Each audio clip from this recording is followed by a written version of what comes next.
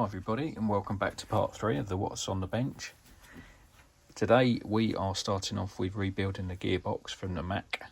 So as you can see, lots and lots of parts in there. They've all gone through the ultrasonic cleaner. I will have to do a little bit more with these prop shafts because they're still a little bit stiff, but not too bad. But I'll probably just give them a bit of a wire brush, just make sure they're nice and clear. But everything else is cleaned up really nice. Got the gears all nice. I actually took the guards off the bearings and I've put them through the ultrasonic cleaner as well. So they've come up really nice. So what I'll do, I will give them some fresh grease, put the guards back on, and they'll run nicely. And then just get the gearbox rebuilt. One thing I did notice when I was stripping the gearbox down was there was quite a bit of end float in it. So what I might do is get it all put back together, measure the end float, and then see if I can make a shim to try and take some of that out, because again it might help with reducing the noise a little bit. We got the gears all put back in the gearbox. I put a bit of grease in there. You don't need to go mad with it, because at the end of the day it'll only fling to the outside of the casing through centrifugal force. So just put a bit in there. I've cleaned the props up as well and they've come up really well. Quite pleased with those. So I just need to finish reinstalling the gearbox and give it a test. I'll probably give it a drill test on the bench as well and just see if it's quieting down a little bit. I mentioned that the end float earlier had a lot of play in it. So let me just show you what I mean. So the gearbox is almost built back up and I'm just putting the slipper clutch back on. But as you can see, if you watch this portion here, which is the first part of the slipper clutch, this is all end float. Now I reckon that's a good 3 to 4 millimeters, which is way too much. Bearing in mind the crown wheel is only, I think it's 5 or 6 millimeters wide. So if that's traveling in and out constantly on that small pinion, which again is only about 5 millimeters wide, at some points I could be almost not meshed at all, which is not ideal. Now these gearboxes don't really allow for you to play with the end float, so I think what I'm going to have to do is measure that properly. Then I shall make a spacer that goes at the back of the bearing and should eliminate some, if not all, of that end float.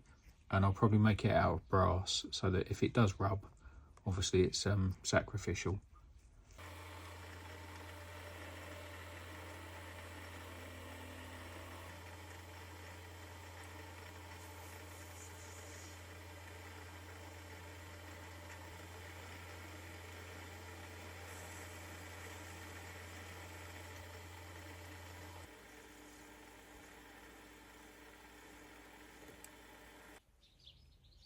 That's the little bushing for the gearbox done.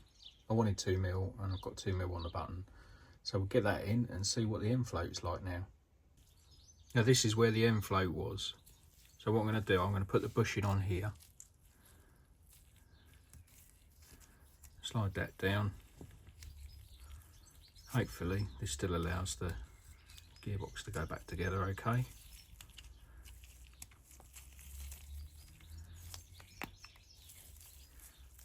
And then we'll screw it all up and see what our end float's like.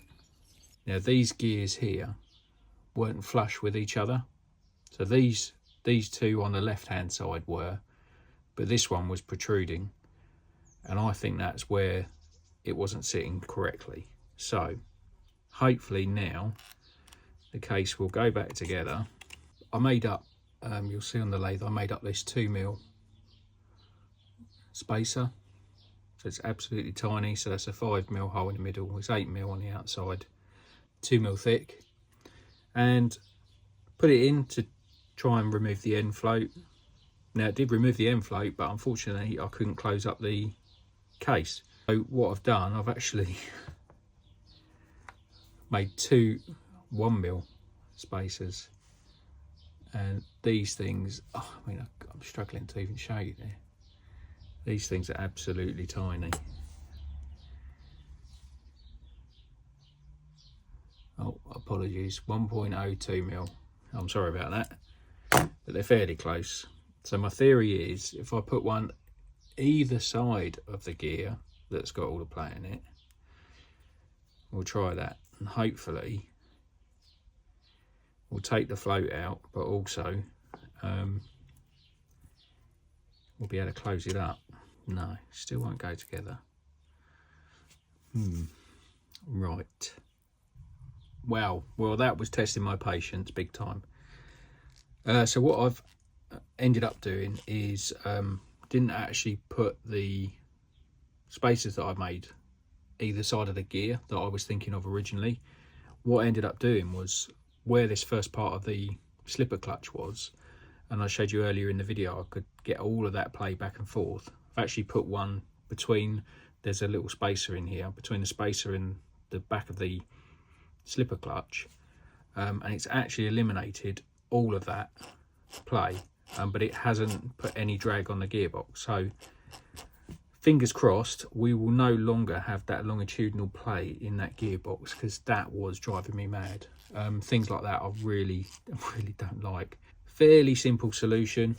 I did only end up using one of the little spacers. I've probably chucked the other one on the floor now. Been playing around with them so much. Don't know if that you can pick that up on the camera at all, but it's literally the tiniest amount of end float.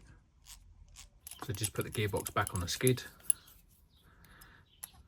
Changed up the bolts because the other ones didn't seem quite long enough, so also this might contribute to making it sit a bit better. So there we go, it's all back on the skid, looking nice. So next I can get the motor back on, and then what I'll do, I'll bench test it with the motor on and just see if it seems to have quietened down at all. I've cut the noise down because obviously it's going to be really loud, but I ran it on the bench and it still seemed quite noisy, but obviously it's echoing through the bench.